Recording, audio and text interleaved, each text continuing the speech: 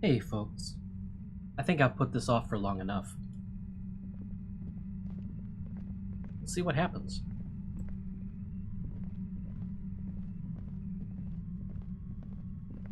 Don't do it. Not yet. It feels strange. And here is that anorak that our shivers check told us about. A concrete pipe, buried in sand and dust.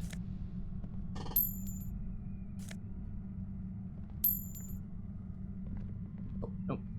I just ran. Oh well. We will be getting the drop on no one.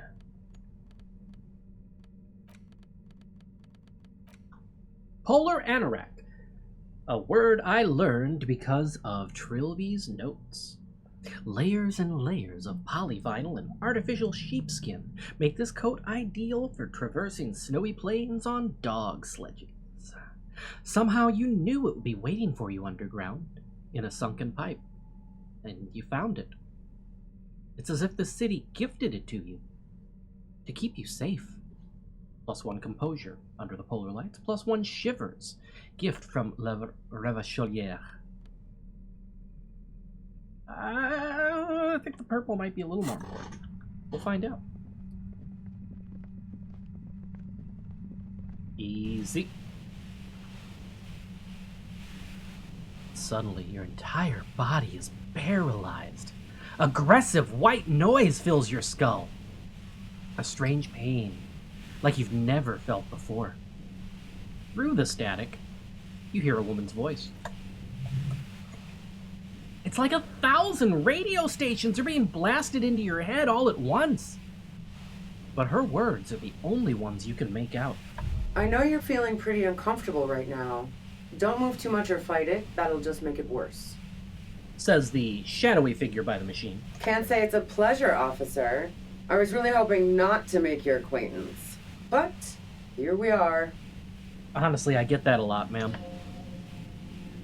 The voice coming through the whirlwind of pain is not malicious.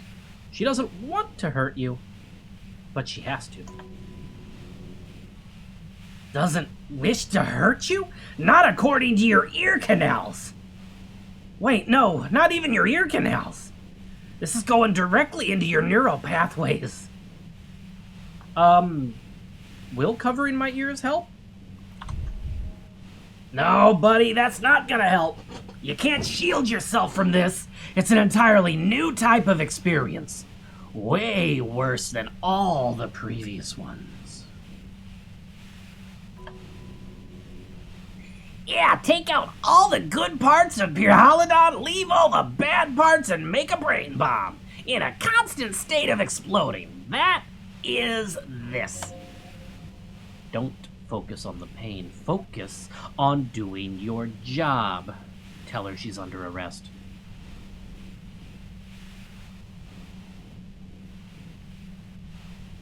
No, what's happening to me? I'm using a pale latitude compressor. You and your partner have been caught in its field. Well, that's rude. The explosion of static you're hearing, that's the Ulan frequency. Blasted from that pale emitter Fat Angus mentioned. I saw your equations. That's the Ulan frequency. Equations? You've been sniffing through my lorry, right? I expected as much. Though I am a bit surprised you knew what you were looking at. Yeah? Me too, honestly. 1 3 6 8 4 1 3 7 8 9 1 3 0 3. A pale latitude compressor is used to sort of make the pail more manageable.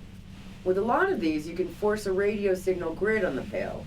Literally crunch the distance across it. Huh. Signals are relayed across a series of repeater stations fixed to buoys. Not a fun job manning those stations. All alone out there in the pale. People lose their minds in just a few years. That's because you're supposed to study poetry. So, what we are experiencing is a concentration of radio waves. Kim gestures towards something with great effort. Precisely. This is an industrial strength paraboloid. It's meant for forcing dimensions on something that doesn't have them. Needless to say, the frequencies used are out of this world. Actually, this does kind of remind me of Out of This World / Another World. That'd be a good joke. At the upper limit is the large prime number generator station. Ah. It's used specifically for pale latitude compression. That's why you might be hearing some numbers. But you might also hear, or think you're hearing, local radio chatter. Why do you sound like you're inside a bathroom? She's been holed up in here for a while with no one to talk to. Keep her talking, you might just get an opportunity to break loose. How did you get your hands on this thing? I built it myself. She nods towards her torture device. And she's proud of it, too. As she ought to be. This is way beyond your abilities. That's illegal. I'm guessing it's patented. But we are beyond that, aren't we? Oh yeah, way beyond. She studies her death ray, and the law officials trapped in it. Hey, will I stay like this forever now? 'Cause, honestly, it's... No. Once I shut down the compressor, the pain will end. It may take a few minutes for you to steady yourself, though. It's a bit like walking out of a very confusing dream. I mean, I do that all the time. 3, 4, 2, 4, 5, 5, 7, 9, 7. Derek Elise. Balloon. Aro ole. Omet inni please. Omet inni please. Mudu toruk. 4, 4, 6, 4, 5, 4, 4, 8, 2, 9. Hey, have you experienced the compressor yourself? Yeah, I stuck my head in there before using it on you. Seemed like the ethical thing to do. Can't say that I enjoyed it. The field was weaker, but I can imagine what you're going through. Yeah, can you? Let's talk about the Hanged Man, please. Yeah, let's not talk about that shit. You were hunting me and fell into my trap instead. That's all there is to say about it. No, it's not.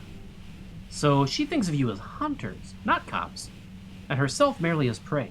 Look, can you just turn it down so I can ask If you you've got something? something really important to say, you can do it through the white noise.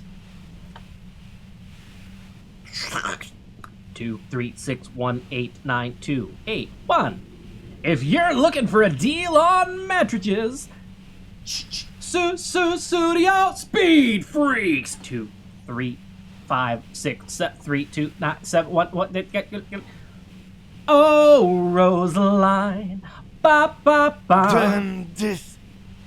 Kim clutches his head, God grimacing. damn it. She regards you and Kim with sudden sympathy. Fine. If you really want to talk, I can dial it down. I've also got a gun, by the way. Oh, I de-equipped mine. She steps reluctantly out of the shadows. The pain lessens. The gun she's carrying is a 2-barreled front loader, not like the murder weapon. Well, it doesn't feel that much better, but you can form sentences now. Thinking doesn't seem to hurt as much. Just keep her talking. You'll get through this. There's only 3 meters between you and the machine if you keep her distracted for long enough. This mustn't register on an emotional level. Be careful when you make your move. That'll be it for questions. Bide your time. How did you know we were coming?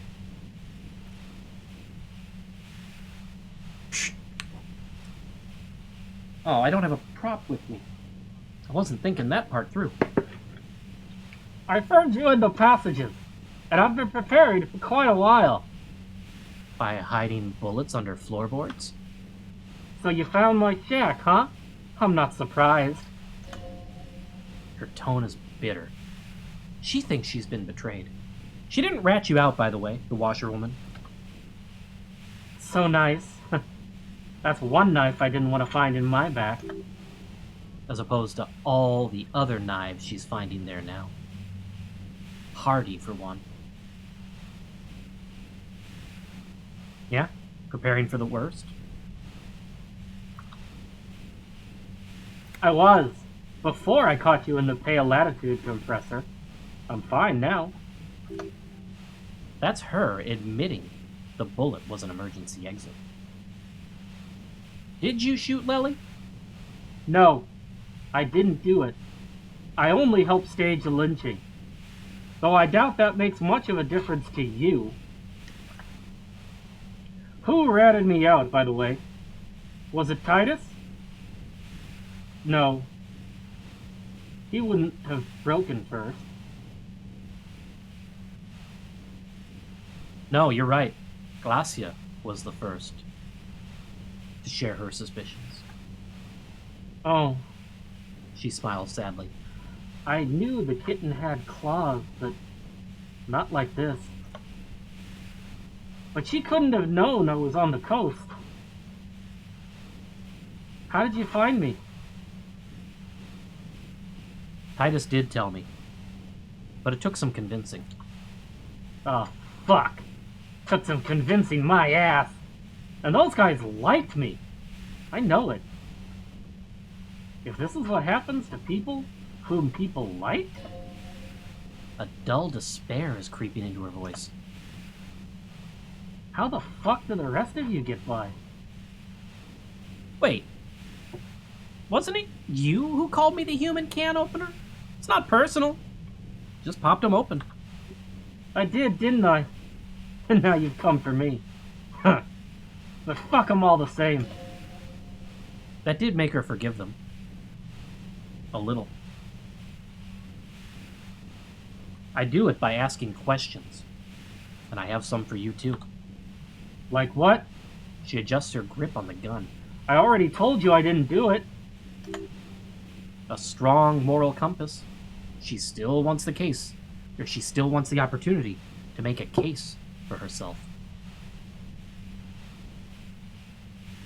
Look, you're running drugs for the Union. I've been through your truck.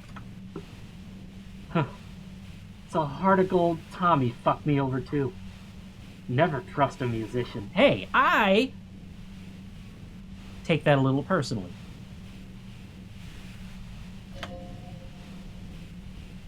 That really comes as a blow to her. No, actually, he didn't. I refused to force him to. I found my own way in.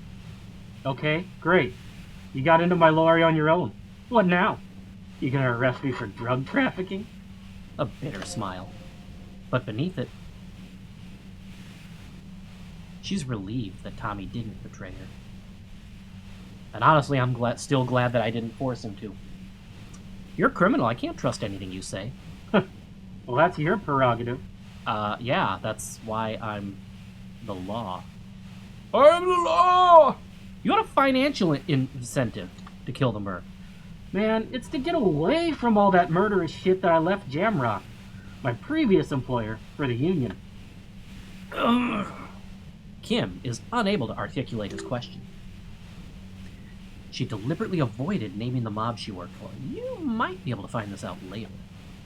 She turns the knob down just a millimeter, then continues. I got lucky being a dispatcher. Never had to do any of the really dirty work myself.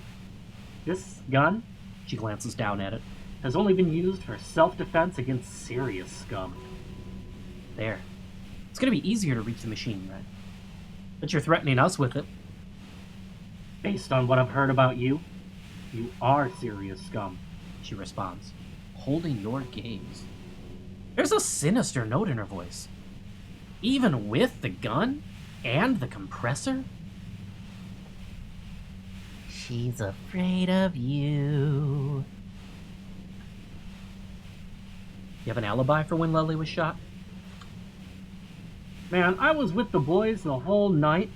I hope they at least bothered to impress that on you. They did say you left to take a really long leak. 15 minutes. Yeah, and I'm sure they made some funny remarks about it. They always do. I've driven a lot of long haul and chugged a lot of beer, man. Can't do either with some power of mind over bladder. And anyway, that wouldn't have been enough. Hold on. Nobody takes a 15-minute leak. Look, fuck you, man. I might have also stopped by the bar. I'm not going to argue right now.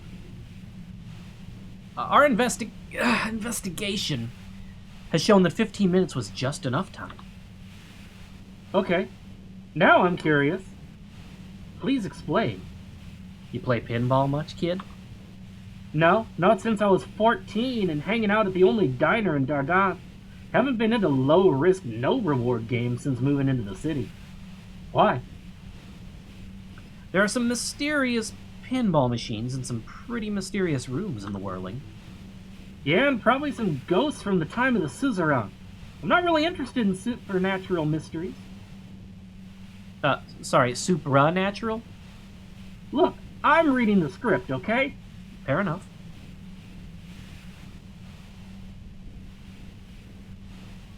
Yeah, what about elevators? Do you like dogs? The fuck do elevators have to do with anything? Do you or don't you? No. Not particularly. Look, why not? Why are you so hung up on elevators? All right, we've gone a little off topic here. And that topic was what? Staircases? Ladders? Look, there's a secret way from the ground floor of the Whirling to the roof, Ruby. Don't know it. But also... She frowned, studying your face, evaluating your competence as a police officer. The shot couldn't have come from the roof, or we would have all heard it downstairs. She has a point there. No one mentioned... The pain stops him from finishing the sentence. That didn't go super well. You gotta lay something better on her. Am I gonna exhaust everything? Maybe. I don't know. You have a gun. And? I see it's a front loader. Do you have another gun somewhere? Sure don't. A breech... a breech loader? No. This is such a wipeout. There's a reason for that. Yeah, what kind of gun is it? You want to tell me? A Nakwe 80 front loader, 2-barreled. Not really what you were looking for, I'm guessing. That isn't it, detective. Do I want to keep her talking? Does that part matter? Yeah, where'd you get it? The gun store. What gun store? Trigger Happy Jacks. That doesn't sound like a real...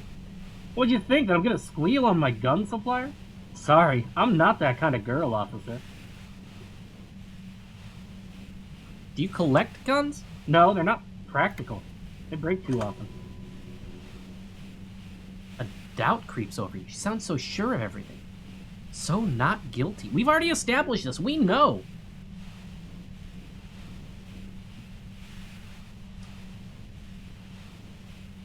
You like Klasia.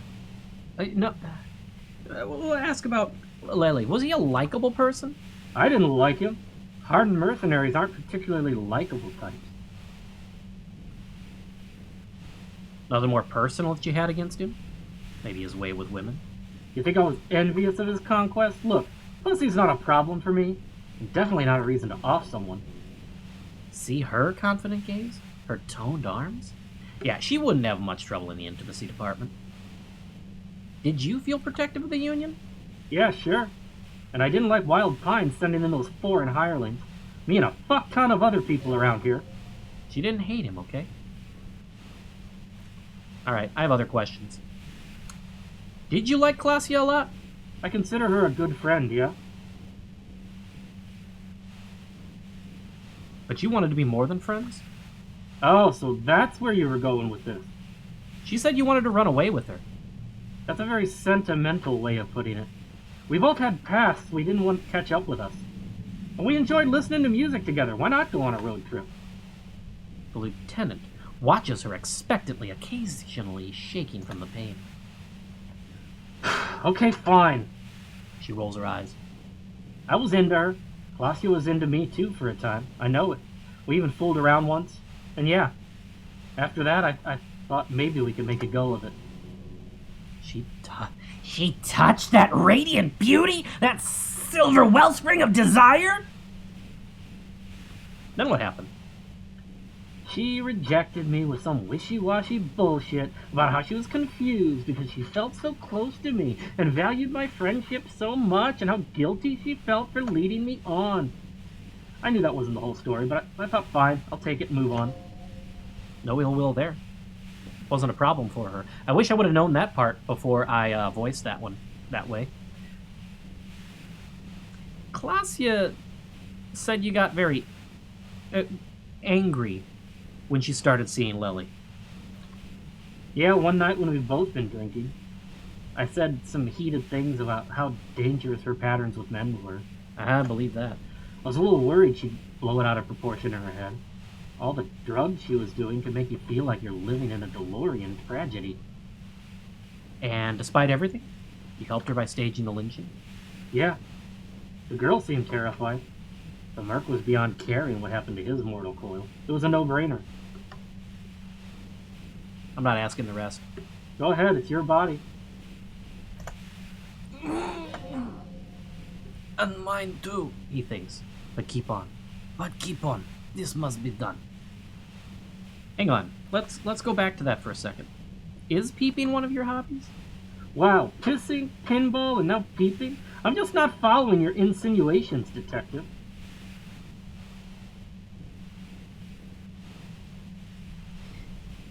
Clausius said you may have used the peephole in the wall to spy on... Damn. I mean, that girl's pretty, but not that pretty. In fact, no one's pretty enough to waste time skulking about the whirling, drilling holes in walls. So you haven't? No, look, she has an effect on people, that je ne sais quoi that makes it impossible not to look at her when she walks into the room. And very difficult to look away from. But travel enough and you realize, for the same reason that she's everyone's type as an object of desire, she's also not irreplaceable. I'm not saying that line out loud! Alright. Nope, I meant to do that. Okay. Alright. Let's take a step back. I've pretty well established. She didn't do it. She didn't know about the secret room. Those boots didn't really match hers. They were roughly the same size, but not necessarily exactly. They didn't have the same pattern. They didn't have a worn sole because of the driving. There's a whole lot that doesn't line up. Let's take a step back. Yeah? Where? More questions before doing anything.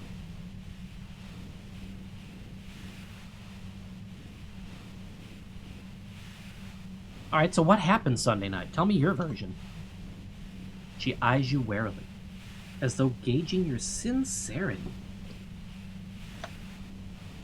It's okay. We just want to... Kim struggles to finish the sentence. Alright, don't kill yourself over it. I was shooting the shit with Hardy and the boys over a few beers, like always. Then Klausia comes in all pale and shuddering. She was already pale. That's not the point. She sits down with a drink trying to steady her nerves. So I grab a seat next to her. Wait, did she also seem high to you? Oh yeah, super. But I didn't think too much of it at first. I've seen her party pretty hard before. This woman has seen people OD! Clausia wasn't there yet, so why worry? She said you knew something was wrong immediately. No, I really didn't. She's not that easy to read. I just assumed she'd done too much blow. It wouldn't be a first for her. But no such luck. She was in some deep shit. She asked me to come upstairs. The merc she'd been going with was lying on the bedroom floor, dead. I knew she couldn't get the authorities involved, so yeah. Made it look like he'd been hanged. Clausia said you seemed to have a plan prepared when you got there. What? No, faking a lynching was her idea. She looked shaken. She wasn't surprised to be ratted out. But framed? Her idea? Yeah, in cold blood. It really surprised me how quickly she was able to get a hold of herself once we got up there. It was like she was another person. The party girl was gone. You can see it. Her lips, though still white, don't seem to tremble as much anymore. She moves with focus and deliberation. She asked me to help her drag him into the shower so she could wind the shower head around his neck to fake lividity. Then she dressed him while I went to get the Hardy Boys. Glacia knew exactly what she was doing. You can't remain calm under pressure otherwise. That's bad that she would be so calm. Yeah, I wasn't sure whether to admire her or be disturbed. You think she killed him herself? I keep telling you, we didn't hear nothing downstairs. No gunshot? But even if this is true, aren't you worried this lynching might lead to? Or, the thought crossed my mind that the mercenary's death was going to have repercussions either way. Although the way things are going, fuck it, I'm not responsible for these people after what they did to me. Who killed him if it wasn't you? How should I know? As I keep saying, he already had a bullet in his head when I got to him. There hasn't been any useful gossip over the radio. Those rings around her eyes, her tired voice. She's been staying up late, listening in on the conversations, crisscrossing Martino. Police radio? You've been following the case? Who hasn't? She shrugs. You know, I can still see him there, in Klaus's room, lying on his side. He was still warm, but the bluish light coming through the broken window made him look like he'd been dead for a long while. Glacia didn't want to turn the lamp on. She was afraid of another shot. If you didn't kill him, why hide? I saw you roll into town. I wasn't about to stick around for questioning by a goddamn La Puta Madre agent. This is what she was scared to tell Titus. This cop. That strange, distant fear is getting close now. It's a fear of yourself. What do you mean, La Puta Madre agent? Yeah, you. She looks at you quizzically. Everyone says you're his peone, his human can opener. Through the sudden sharp pain in your head, you hear the lieutenant mumble something to himself. Fucking hell. And why me? You hear through the white noise. Oh, it's especially bad suddenly. Oh. Feels like a vein exploded. Who's everyone? How do you know this? Everyone in Jamrock. The cops, the criminals. Why do you think I'm holed up in here with a goddamn death ray waiting for you?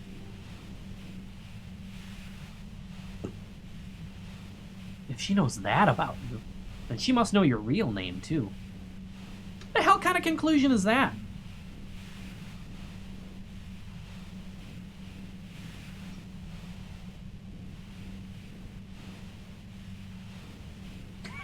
He's dangerous, right? Is that a joke or a threat? I'm guessing both. No, that was a real question. No.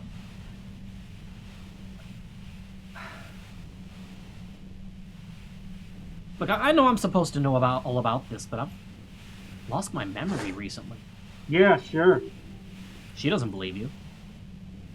I'm sure La Puta Madre himself will explain it all to you soon enough. What'd you do to this Madre anyway? You've been to my lorry. You think the biggest player in Jamrock appreciates competition? And now I have Harry Can Opener in my Harry Can Opener? That just sounds... Fucking Titus.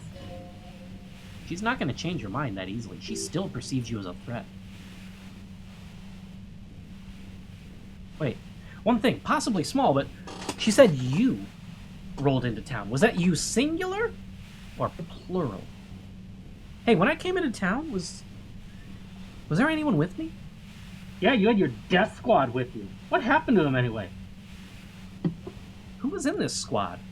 Well, it wasn't this scrawny dude. You had 2 guys and a lady. The guys looked pretty buff. The lady wasn't bad either.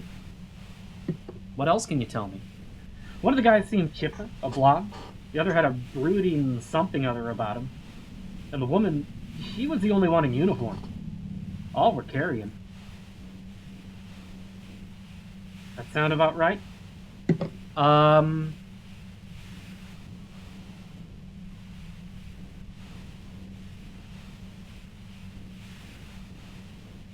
No. It doesn't ring any bells. Well, this has been a great talk, really, but I think I am going to hit the road now. She means it. You better make your move soon. I have no reason to ask about the bunker.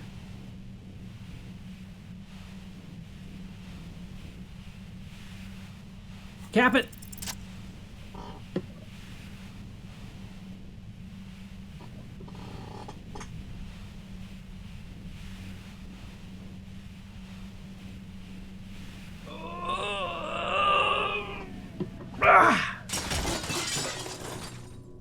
You did it! The compressor lies broken on its side. It's quiet in your head. Again. It still hurts like hell, but... Hey, you okay, Kim? Oh, good, officer. Be careful. She looks at the machine, assessing the damage.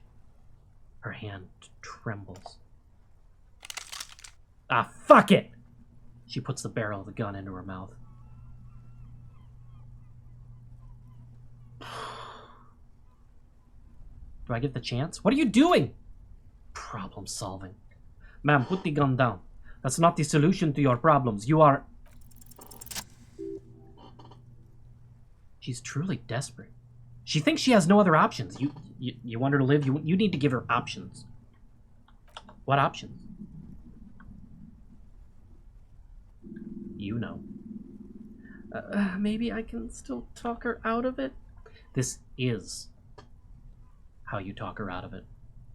It's the only scenario in which she lives. Hey, I just put my hands up as if you could see me do it. Ruby.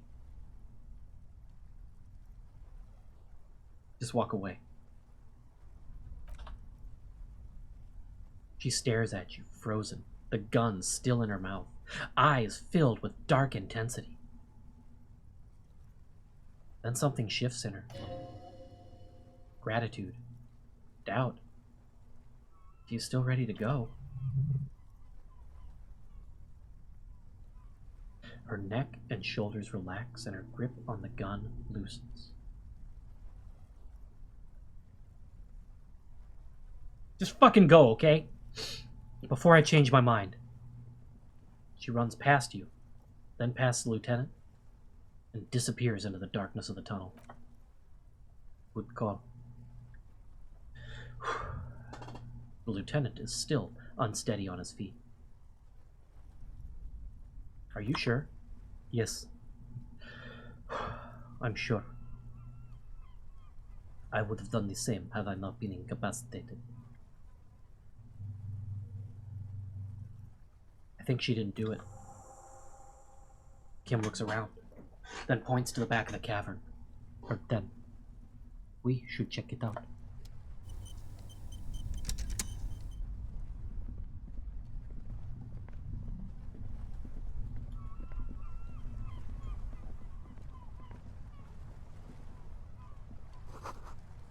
Dark water trails into the distance.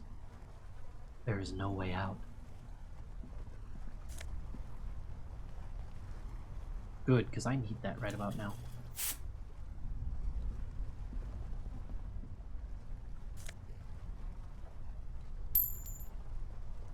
That's a good chunk. Cooking utensils. She's prepared herself porridge. With bananas. The plain red tent stands by dispassionately. It was pitched by practiced hands. She's used to camping out. Look inside. The tent looks old but well maintained. In the darkness of the tent, a rolled up sleeping bag, cooking utensils, some books, and a kerosene lamp. It reeks of cigarettes. Look at the books. Assorted soft covers, mostly pulp horror. A motor carriage lies buried in the snow. I didn't do it. On one cover, on another, a ghost airship. You also see a collection of radio enthusiast magazines. Kim peeks in over your shoulder. See anything? Sift through the magazines. Riga Monthly, Journal of Material Science. More technological digests. One of the magazines doesn't have images on the cover. It's not a magazine, it's a leather notebook. Yeah, I found a notebook. You pocket the worn brown leather journal. A trusted friend left behind. We should read this immediately. Like, right now. And yet the game still gives you the option to not. Nothing else to do here. But a well-loved journal with a brown leather cover and the brand name Schneller embossed on the back. It seems to have served as a loyal friend to a lonely traveler. A thick journal. The cover is worn, like someone used to carry it around in their back pocket. Cool, we got a little Moleskine here. Take a look at the cover. It's made of full-grain leather. The lower left corner of the back cover sports an embossed brand name. Schneller. Does Schnell translate to mole? That would be hilarious. Schneller is a stationery brand from Gottwald, beloved among architects and engineers. Unwind the strap. The journal falls open. About 2/3 of its ruled pages have been filled. Study the handwriting. The large cursive of someone who writes quickly and confidently. Perhaps too confidently. Many phrases and even whole paragraphs have been crossed out with tiny corrections scrawled above and in the margins. I don't write cursive anymore, but if I did, it would probably look like that. No, my cursive would be small. I write quickly, relatively confidently, but it's just not big. It's very compressed. Unless I'm trying to deliberately sign something or make it look pretty, which is not always successful. Flip through the pages. It's a mix of logistical notes, diagrams, and personal reflections, all dated. It's good she left in a hurry. We could learn a lot from this. What kinds of logistics? Hard to tell exactly. It's mostly noted down in code. Looks like contact information, quantities, directions. There could be useful information about local operations in these notes. We have a junior sergeant at my station who's good with codes. I can give this to her after we finish this. What are the diagrams of? Esoteric radio technology. The most recent ones probably pertain to the latitude compressor. Sketches, calculations of distance and density. You make out a familiar spiral shape. The spiraling shape will make you go insane. Anything personal? Short, wry observations of people and places. Probably a way to pass the time on the road. Also, what appear to be attempts to sort through some difficult decisions. There are a few passages with many questions in them. Staff issues, always tough on the leadership. You smell traces of betrayal. How far back do the entries go? The first entry is from August 2nd of last year. It reads simply, I know my position is precarious. All I can do is make myself as useful as I can while looking for a way out. Remember, no one is indispensable. Doesn't it seem most precarious? What did she write the day Lily died? Nothing on March 4th. March 5th, though. Well, that's bound to come and bite me in the ass. I'm bad at this. Loyal to a fault. Except, but that's another matter entirely. You have no idea what she means. These are personal notes. Don't expect to understand all of it. I think I'm only going to get 2 more points from that, which would mean I'm still falling short. Anything about La Puta Madre? That name isn't mentioned as far as you can tell. Yeah, no mention of him. What about this M? He points at the page you're staring at. Could this be La Puta Madre? Here, March 9th and March 15th. Okay, great. M's Bionne is coming to town, no doubt to investigate the lynching, but also, I feel it in my gut to finally put a bullet in my head while I'm napping in my lorry or on a smoke break. Well, I won't stick around just to twist my own neck by constantly looking over my shoulder.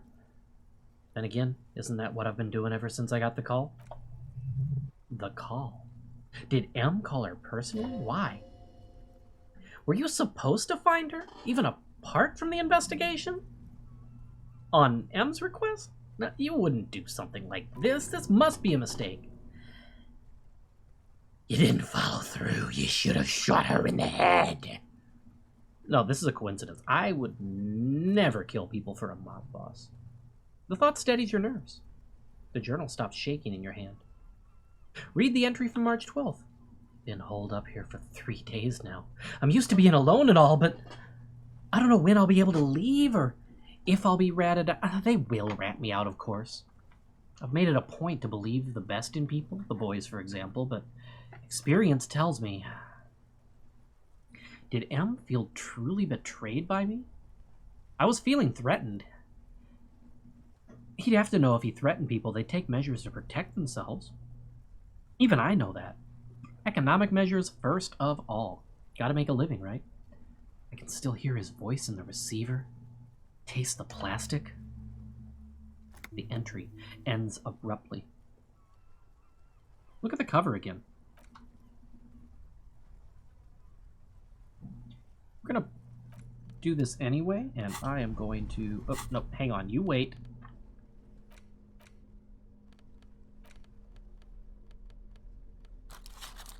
I did get a +1 for that tool, but I guess I didn't really need it. Alright. Other kit.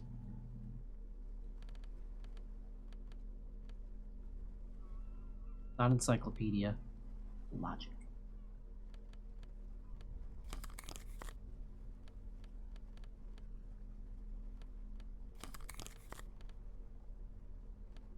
That's enough.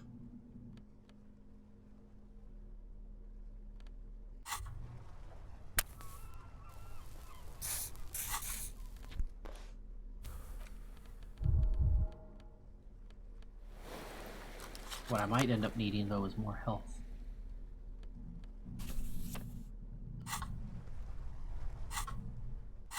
No, not that.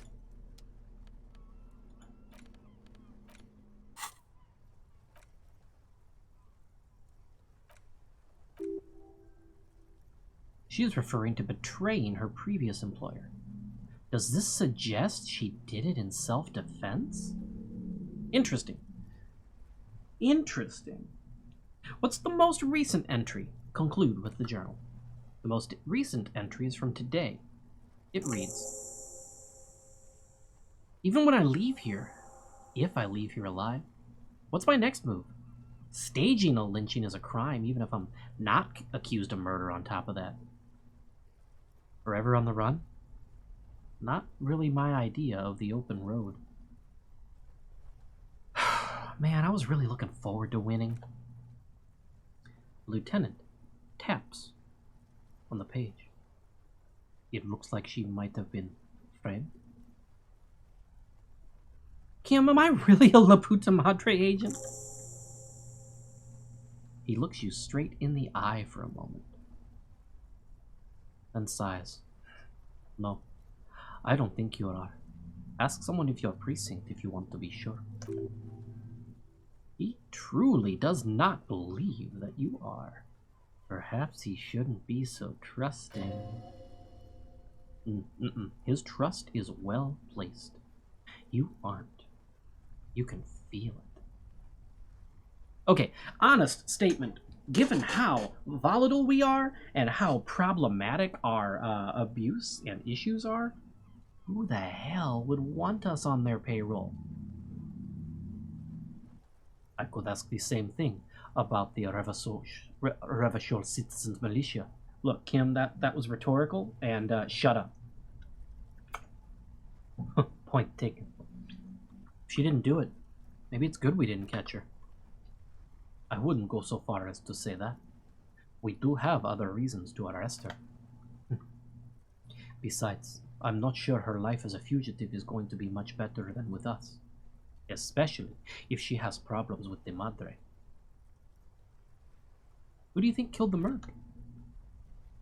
Glacia was the one who pointed the finger at Ruby. Perhaps she was trying to steer us away from herself? Or he stops to think. But no one heard the shot. Maybe she had an accomplice. Either way, we need to keep an eye on her. I know, I wanted to arrest her, but I couldn't do this without you, and we can't start tomorrow without something happening. I think. I'm not 100% on that, but I didn't want to test that the hard way. One thing is for certain. We have business back in the Horlin and Rags. Questions to ask. We should get to it. Yeah, we should. But that'll be in the next episode, folks. Thanks for coming along.